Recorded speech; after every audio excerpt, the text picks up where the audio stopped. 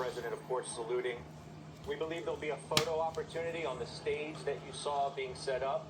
I'd like to welcome in the Brookings Institution, the Director of Foreign Policy Research, Michael O'Hanlon, who is with us. And Michael, it's good to have you with us as they make their way towards the stage here. You can speak to the fact that we've literally rolled out the red carpet in a way that some said we should not have.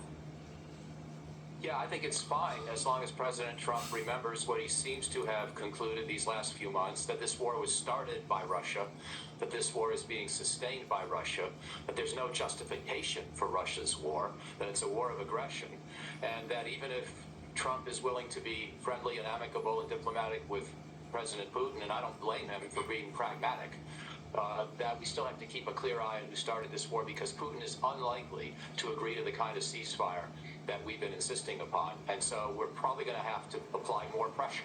So nothing about today should change that basic fact. Otherwise, let's let them talk, and let's see if they can begin to move towards a ceasefire. What do you make of the what looks to be an especially cordial greeting between these two men? I have no particular problem with it. You know, I think back to President Trump meeting Kim Jong-un of North Korea in his first term. That was friendly. The year before, they were threatening each other, and I preferred the friendliness to the warmongering. Now, ultimately, that led nowhere, and the United States kept its pressure on North Korea, and we may have to do that here and actually step up the pressure on Russia. But I have no particular issue with President Trump being friendly towards Vladimir Putin, as long as he doesn't forget what he's been saying lately, which is he knows Putin started this war, and Putin is the reason the war doesn't stop now. What does it mean to you that, as Eamon has told us, the mechanics of all of this has changed a bit? What we thought was going to be a one-on-one with just translators in the room, as has taken place in the past, will now actually be a 3-on-3, and that the Secretary of State, Marco Rubio, the Special Envoy, Steve Witkoff, will be in the room as well, presumably with their Russian counterparts.